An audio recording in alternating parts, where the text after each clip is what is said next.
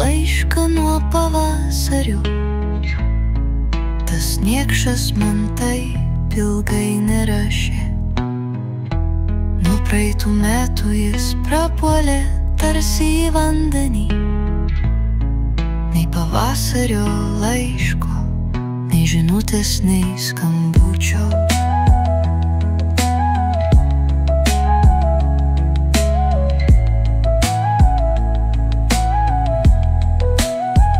Nors tiesą sakant, jis nieko nežadėjo.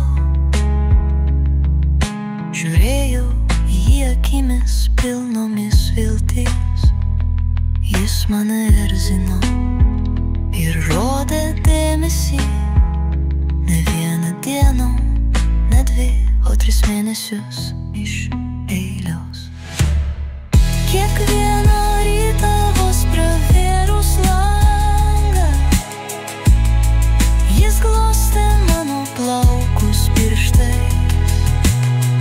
Jie vesdavosi mane į gojų pasivaikščioti, o ten jis mane pabučiavo violetinėmis lūpomis. Kaskart, kai girdžiu saldžių klevų sulą, mano akis prisimena jo garsų juoką. Kai naktimis skaičiuodavome žvaigždynus, jis dovanojo man alyvų kvapą.